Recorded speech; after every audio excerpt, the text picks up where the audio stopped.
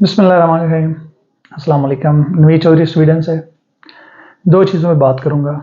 Video को आखिर तक देखिएगा, क्योंकि इंशाल्लाह इस वीडियो को देखने के बाद आपकी ज़िंदगी में इंशाल्लाह मुझे उम्मीद है एक बहुत बड़ी तब्दीली आने वाली है। पहला पॉइंट जो है वो ये है कि आजकल इंटरनेट पे जनाब हर बंदा जो है, बल्कि जो है व्हाट्सएप और इस तरह के जो हैं वहाँ पे मैसेज भेजे जा रहे हैं, जी हम ये आयत करीमा की चेन जो है वो शुरू कर रहे हैं और आप इसको जो है इतने लाख दफ़ा पढ़ें तो इंशाल्लाह जो है वो इसराइल तबाह हो जाएगा। ठीक है, आपके दिल में जो है बड़ी अच्छी ख्वाहिश है, लेकिन मेरे प्यारे भाइयों और बहनों, अगर आयत करीमा पढ़ने से या आपके इस तरह इतने लाख दफ़ा ये पढ़ो, इतने लाख दफ़ा ये पढ़ो, इन चीज़ों के पढ़ने से अगर दुश्मन तबाह होते तो नबी पाक सल्लल्लाहु अलैहि वसल्लम कभी जंग ना करते।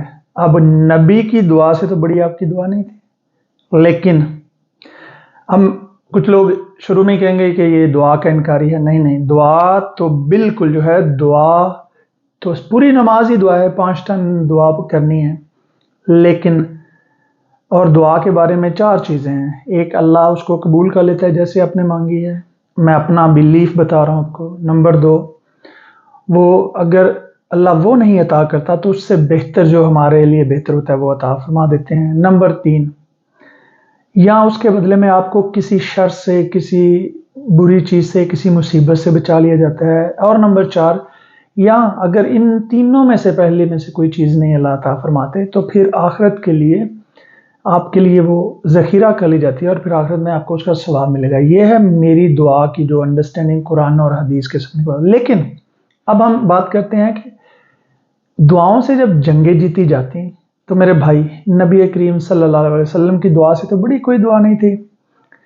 तो दुआ वो करते, घर बैठे मक्का को भी फतह कर लेते, सारा मदीना और पूरी दुनिया को फतह कर लेते, सारे लोग मुसलमान हो जाते। लेकिन उन्होंने अपने अमाल के ज़रिए, अपनी जो उसवा हसना है उसके ज़रिए हमें ये बात बताई कि ऐसा बिल्कुल नहीं होता, ऐसा नहीं होगा, नहीं होता। क्योंकि ये ज़िंदगी जो है ये बकदरे एफर्ट उन्होंने बताया गया है। तो आप सल्लल्लाहु अलैहि वसल्लम ने खंदक भी खोदी, पेट पर पत्थर बांधे, खंदक खोदी, जंग की तैयारी की, लश्कर तैयार किए, यहाँ तक कि आप सल्लल्लाहु अलैहि वसल्लम के दांत मुबारक भी शहीद हुए। तो जंगें भाई अगर आपकी दुआएं पढ़ने से या आपके आयत करीमा पढ़ने से जीती जाती तो फिर सहाबा की ज़िंदगी में मुझे नबी पाक सल्लल्लाहु अलैहि वसल्लम के बाद फिर अहले बैत हैं। अहले बैत क्या हज़रत इमाम हुसैन को दुआएं नहीं आती थी? आपने अपनी जान दे दी। उसके बाद सहाबा इकराम हैं कि आप देखें कि जब स्पेन तक जो है फ़तह मुसलमानों ने की तो खालिद बिन वलीद ने दुआओं से नहीं की, बल्कि दुआ करने से पहले आपने तलवार उठानी होती है, आपने लश्कर बनाना होता है, आपने तैयारी करनी होती है। तो मेरे भाई, खुदा दा वास्ता इन मौलवियों की बातों में ना आए। ये मौलवी आपको फुद्दू बना रहे हैं, आपको बुज़दिल और आपको गंदा कर रहे हैं आपकी सोच को। अब मैं आपको बता दूं कि इन मौलवियों ने हमें क्या बताया। कायदे आज़म का भी एक कोट था जो कि गलत साबित हो गया कि नोबडी कैन अनडू पाकिस्तान, लेकिन 71 में टूट गया पाकिस्तान। इन मौलवियों ने, इन सूफिया इकराम ने ये बताया जी पाकिस्तान अल्लाह के राज़ों में से एक राज है और इसको कोई बंदा कुछ नहीं करता। 71 में टूट गया भाई, और टूटा भी ऐसे कि हमारी फौज वहाँ पे अपनी पतलूनें दे के आई है जो आज भी उधर म्यूजियम में पड़ी हैं। तो भाई सबसे पहली बात, दुआओं से इस तरीके से आयत करीम पढ़ने से नहीं होगा। इसके लिए गैरत ईमानी चाहिए, इसके लिए मुत्तहद होना चाहिए, इसके लिए आपको फौज चाहिए, इसके लिए आपको तैयारी चाहिए और इसके लिए जान देने का जज्बा, यानी कि मौत को गले लगाने का। ये नहीं हो सकता कि मैं अपने घर में 5 स्टार लाइफ गुजारूं और मैं साथ में कहूं कि मैं दुआ पढ़ के, तस्बीह पढ़ के फूंक मार रहा हूं तो ये कुछ हो जाए। भाई नहीं होगा। ठीक है, इसराइल आज इस वजह से जंग जीत रहा है, दुनिया का बेहतरीन सिस्टम उन्होंने बनाया, दुनिया की बेहतरीन फौज तैयार की है। आप जितनी मर्जी, मैं इसराइल को नापसंद करता हूँ, मैं समझता हूँ कि वो ऑक्यूपेशन, उन्होंने कब्जा किया है नाजायज़ फ़लस्तीन पर, उनको वहाँ से दफ़ा होना चाहिए, निकलना चाहिए। लेकिन क्या वो ऐसे निकलेंगे कि मैं इधर हाथ उठा कहूँ या अल्लाह میں تو اپنے گھر میں بڑے مزے سے بیٹھا ہوں، میں یہاں پہ چکن کباب کھا رہا ہوں، میں سارا کچھ کر رہا ہوں، ان کو تو جان۔ یہ تو قرآن پاک میں یہ فرمایا نا کہ جب بنی اسرائیل کو پیغمبر نے کہا کہ آؤ اب جنگ کا ٹائم آ گیا ہے، تو انہوں نے کیا کہا کہ تم جانو یا تمہارا اللہ جانے، اگر اللہ اتنا طاقتور ہے تو وہ خود ہی کر لے، ہمیں کیا ضرورت ہے۔ اب سمجھ آئی پھر اللہ نے کیسے ان پہ لعنت فرمائی۔ تو آج مسلمان ایگزیکٹلی وہی جو بنی اسرائیل کا قرآن پاک میں، اصل بات یہ ہے کہ ہم قرآن پاک تو پڑھتے نہیں، ہم نے یہ ساری ٹھیکیداری مولوی کو دی ہوئی ہے۔ قرآن پاک آپ پڑھیں نا تو اس میں واضح آیت ہے، سورۃ ال عمران کی آیت ہے 110 نمبر۔ قرآن پاک میں سورۃ ال عمران میں 110 نمبر آیت ہے جو شروع ہوتی ہے کنتم خیر امت اخرجت للناس تامرون بالمعروف وتنہون عن المنکر، کہ تم سارے مسلمان جو ہیں، بلیور جو ہیں، اب کسی مولوی کی کسی کی بات نہیں ہو رہی۔ یہی میں کہتا ہوں نا، اگر آپ قرآن خود پڑھیں گے تو آپ کو پتہ چل جائے گا، اور مولوی یہ چاہتا نہیں کہ آپ قرآن خود پڑھیں، وہ کہتا ہے خود پڑھو گے تو گمراہ ہو جاؤ گے۔ حالانکہ اللہ تعالیٰ کی ذات معاف کرے کہ قرآن کوئی گمراہی کی کتاب ہے، یہ کافر خود پڑھتے ہیں مسلمان ہو جاتے ہیں، لیکن ہم مسلمان پڑھیں گے ہم گمراہ ہو جائیں گے۔ یہ گمراہی پتہ کس کو کہتے ہیں؟ کہ ہم ان کا فرقہ چھوڑ دیں گے، ہم وہ فرقے چھوڑ کے واعتصموا بحبل اللہ جمیعا ولا تفرقوا کی طرف آ جائیں گے۔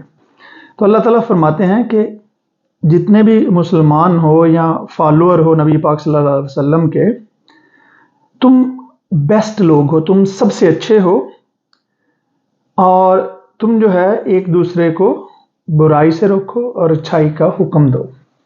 اس کے لیے ہمیں کسی مولوی کی ضرورت نہیں ہے، ٹھیک ہے جی۔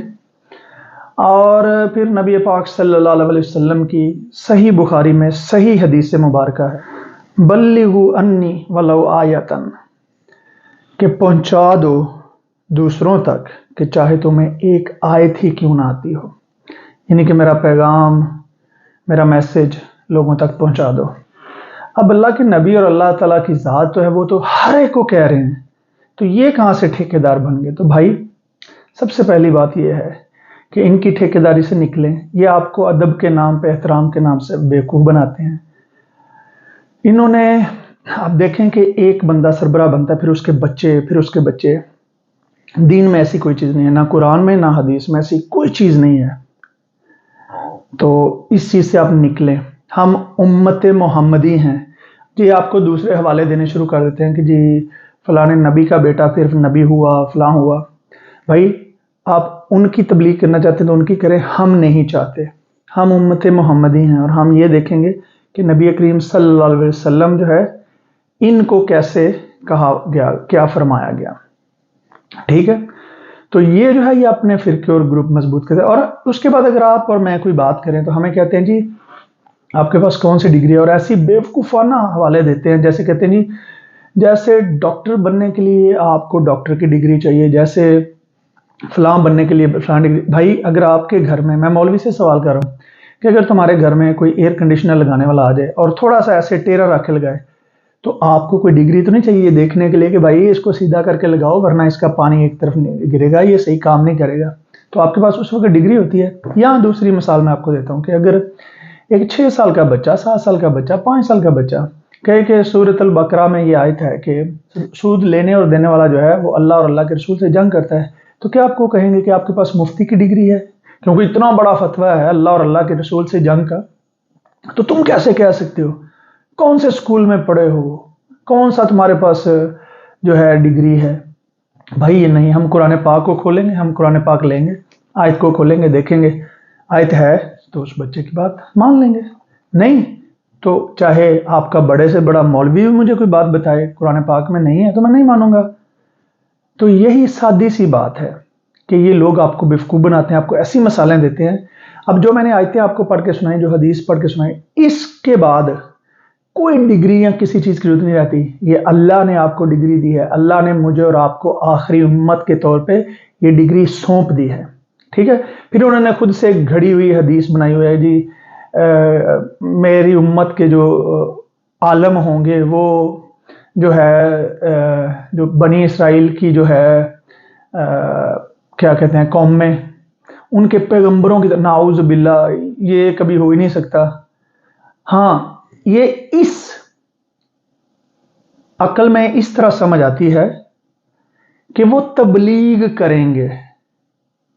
یہ نہیں خدا نہ خواستہ ان کی ساری نسلیں بھی جو ہے وہ پیغمبر کی جوتی کی خاک کے اس کے نیچے بھی کوئی چیز ہو تو اس کے برابر نہیں ہو سکتی کسی پیغمبر کی بھی. لیکن وہ یہ ہے کہ تبلیغ کے معاملے میں کہ جیسے پیغمبر پہلے تبلیغ کرتے تو نبی پاک صلی اللہ علیہ وسلم کے بعد کوئی نبی نہیں آئے گا، تو پھر یہ تبلیغ کی ذمہ داری اس امت پہ قرآن نے کہہ کے لگائی کہ تم سب سے بہترین امت ہو اور تم ایک دوسرے کو برائی سے روکتے ہو اور اچھائی کا حکم دیتے ہو. اب اس میں بھی ہوں، اس میں آپ بھی ہیں، اس میں آپ کے بچے، آپ کے بھائی بہن سارے ہیں. ہر بندہ اچھائی کا حکم دے سکتا ہے، ہر بندہ برائی سے روک سکتا ہے. یہ ہے قرآن کا حکم، اور یہ ہے نبی کا حکم کہ اگر ایک آیت بھی آپ کو آتی ہے، ایک آیت آنے سے کوئی عالم بن جاتا ہے. اللہ کے نبی نے حکم دے دیا کہ آپ بھی بتا سکتے ہو اگر آپ کو ایک آیت آتی ہے، تو پھر ان کی کیا ضرورت ہے؟ یہ کیسے آپ کو کہہ سکتے ہیں؟ اور پھر کون سے صحابی کے پاس ڈگری تھی بھائی؟ کون سے تابی کے پاس ڈگری تھی؟ کون سے تبا تابعین کے پاس ڈگری تھی؟ ان کے پاس تو کتابیں بھی نہیں تھیں. ٹھیک ہے، ان میں تو اکثریت جو ہے وہ بدو تھے، ان پڑھ تھے، انہیں تو اسکول کا پتہ بھی نہیں تھا، انہیں لفظ بھی نہیں پڑھنا، انہوں نے صرف سن کے باتیں جو ہیں ان پہ، یعنی کہ سنی باتیں ان کو سمجھا اور ان پہ عمل کیا. تو ان کے پاس تو ڈگریاں نہیں تھی. یہ ڈگریاں تو انہوں نے گوروں نے آ کے ادھر شروع کی، جی آپ کے پاس یہ ڈگری ہونی چاہیے. پھر ڈگری کی میں ایک بات بڑے ادب سے احترام سے پوچھتا ہوں بھائی، جیسے میں نام لیتا ہوں، طاہر القادری صاحب ایک بہت بڑے عالم ہیں، لیکن انہوں نے سینکڑوں نہیں میرے خیال سے ہزاروں کتابیں لکھی ہیں اور میں ان کی بڑا احترام کرتا ہوں. اسی طریقے سے الیاس قادری صاحب ہو گئے، اسی طریقے سے جتنے بڑے بڑے سنیوں کے عالم ہیں. تو آپ وہابیوں سے پوچھ لیں، وہ کہیں گے جی یہ مشرک ہیں. تو بھائی کدھر گیا آپ کا سارا پڑھائی، آپ کا یہ سارا کچھ؟ اور جیسے اگر آپ ان کے سنیوں کے پوچھ لیں تو وہابیوں کا جو بڑے سے بڑا عالم ہو، جس مرضی یونیورسٹی سے پڑھا ہو، جیسی مرضی اس کے پاس ڈگری ہو، جتنا بڑا مرضی مفتی ہو، یہ اس کو کہیں گے یہ جو ہے گستاخ رسول ہے، یہ بے ادب ہے، اس کو تو عقل ہی نہیں. اس کے بعد شیعہ کی میں نے جو تحقیق کیا، شیعہ کی پڑھائی سنیوں کی پڑھائی سے زیادہ ہے، زیادہ سال وہ پڑھتے ہیں عالم بننے کے لیے. تو شیعہ جو ہے ان کو یہ کہتے ہیں جی یہ گستاخ صحابہ ہیں، ان کو تو کافر بھی کہتے ہیں یہ سنی. اور شیعہ جو ہیں وہ ان کو جو ہے اہل بیت کے گستاخ کہتے ہیں. تو بھائی آپ کی ڈگری کو تو دوسرا کوئی عالم مانتے ہی نہیں ہے، تو پھر آپ کی ڈگری تو گئی چولہے میں، آپ کی ڈگری گئی کھوہ میں. اس ڈگری کی کوئی اہمیت نہیں کہ آپ کی ڈگری کو دوسرا عالم ہی نہیں مانتا، تو میں کیوں مانوں؟ مجھ پہ کیوں ٹھوستے ہو؟ ٹھیک ہے، تو آپ کی ڈگری کی میرے نزدیک بھی کوئی اہمیت نہیں. ہاں، کوئی بھی بندہ جب قرآن کی اور حدیث کی صحیح بات کرے گا صرف اس کی اہمیت ہے. ورنہ احادیث کی کتاب میں اماموں نے لکھا ہے کہ اگر میری بات قرآن سے آپ کو لگے کہ میچ نہیں کرتی تو اس کو دیوار پہ دے مارو. ٹھیک ہے، ہم مسجدوں میں جاتے ہیں، ہمیں کہانیاں سناتے ہیں، جی یہ ہو گیا وہ ہو گیا، فلانا پیر تھا اس نے ادھر دیکھا، اس نے کہا میں پیشاب کروں مٹی کا ٹیلا. آپ دیکھیں کتنی ان کی بے حیائی کی اس قدر حد تک یہ جاتے ہیں کہ اس نے ادھر دیکھا تو مٹی کا ٹیلا سونا بن گیا، ادھر دیکھا سونا ہی سونا. پھر یہ کہتے ہیں جی وہ ایک جو ہے ان کو غوث اعظم غوث پاک کہتے ہیں، حالانکہ سب سے بڑے اگر غوث اعظم ہوتے تو نبی پاک صلی اللہ علیہ وسلم کو کہنا چاہیے، ان سے بڑا کون سا غوث اعظم ہو سکتا ہے؟ تو یہ جناب کہتے ہیں جی انہوں نے ایسے ہاتھ ڈالا اور وہ ڈوبی ہوئی کشتی 12 سال بعد نکالی. شرم کرو یار، شرم کرو. ٹھیک ہے، یہ کہانیاں سنانی بند کرو. وہ جی ایک بندہ وضو کرا رہا تھا غوث پاک کو، عبد القادر جیلانی صاحب کی، یہ ساری کہانیاں انہوں نے منسوب کی ہوئی ہیں. اس نے لوٹے کا منہ ادھر رکھ دیا اور جناب انہوں نے نظر ماری تو وہ بندہ جل گیا، مر گیا. آج کدھر ہیں یار تمہارے پیر؟ لے کے آنا ان کو میدان میں. چھوٹے چھوٹے بچوں کی لاشیں نظر نہیں آ رہی؟ چھوٹے چھوٹے بچوں کی لاشیں روزانہ درجنوں کے حساب سے. تو بھائی یہ کہانیاں بند کرو. یہ ہمیں بتاتے تھے پاکستان اللہ کے رازوں میں سے راز ہے. بھائی یہ کہانیاں بند کرو. اللہ کا راز یہ ہے، قرآن پاک ہے اور نبی پاک صلی اللہ علیہ وسلم کی احادیث ہیں. یہ اللہ کا راز ہے. جس نے ان سے منہ پھیر لینا ہے اللہ کو اس کی کوئی پرواہ نہیں، وہ بڑا بے نیاز ہے. دوسری بات اور آخری بات، نماز جو ہے اس میں کوئی اثر نہیں ہے. بھائی آپ اور میں کسی وزیر اعظم کے پاس جائیں، وزیر اعظم تو بڑی اونچی ہے، آرمی چیف بھی بڑا اونچا ہے، کسی چھوٹے افسر کے پاس جائیں، M N A M P A کے پاس جائیں، بڑا بن کے سنور کے خوشبو لگا کے تیاری کر کے جاتے ہیں، اس سے بات کرتے ہیں، جی سر بڑے اچھے، اور کوشش کرتے ہیں کہ اگر اس کو لکھنا بھی ہے تو بڑے اچھے طریقے سے لکھ لیں تاکہ ہمیں پوائنٹ یاد رہیں، ہم اس کی بات پہ. اور ایسے بات کہتے ہیں جی سر مجھے آپ کی بات، یعنی کہ اپنا مدعا بڑے آرام سے بڑے اچھے طریقے سے، کبھی آپ نے یہ کہا ہے۔ اب دوسری طرف آتے ہیں، آپ نماز پڑھنے گئے ہیں، نماز میں کھڑے ہوئے ہیں، ہاتھ باندھے، الحمدللہ رب العالمین الرحمن الرحیم مالک یوم الدین ایاک نعبد، نہ آپ کو پتہ ہے، آپ بھول گئے ہیں مالک کے ہر ایک سے بڑے طاقتور کے سامنے، بڑے سے بڑا آرمی چیف، جو سب سے بڑا آرمی چیف ہے، جو اس دنیا کا مالک، جس نے آپ کو گندے پانی کے نقطے سے مجھے آپ کو پیدا کیا، ہمارا مالک جس کے پاس ہم نے جانا ہے، اس کے سامنے کھڑے ہیں، اور ہم اس سے کیا کہہ رہے ہیں؟ تمام تعریفیں تیرے لیے ہیں، لیکن ہم ایسے کریں تمام تعریفیں تیرے لیے ہیں۔ اب میں آپ کو بتانے لگا ہوں، اس کا ترجمہ اردو میں کر کے دیکھیں نماز کا۔ اللہ ہم تجھی سے مدماز ہیں اور ایسے لوگوں کے راستے پر چلا۔ امیجن کریں آپ کیسے ایسے بات کر سکتے ہیں، کسی ایسے لوگوں کے راستے پر چلا۔ میں اب اردو بتا رہا ہوں، جن پر تیرا نام ہوا ایسے لوگوں سے بچا، جن پر تیرا نام نہیں ہوا۔ او بھائی رکو ایک منٹ کے لیے، خدا کے بندو، اس مالک سے پہلے بات کر رہے ہو، دعا مانگ رہے ہو، اسے کہہ رہے ہو کہ تو رب العالمین ہے۔ ایسے کرتے ہیں؟ اب کسی آپ چودھری کے سامنے، کسی M N A M P یا کسی آرمی چیف کے سامنے جا کے اور جی تسی بڑے اچھے ہو، تسی بڑے اچھے ہو، میں تھوڑے نہ گل کرنا چاہنا، کر کے دکھاؤ نا یار۔ وہ تمہارے منہ پہ تھپڑ مارے گا، تمہیں ادھر سے بگا دے گا، تمہیں دفتر سے جوتے مروا کے نکلائے گا۔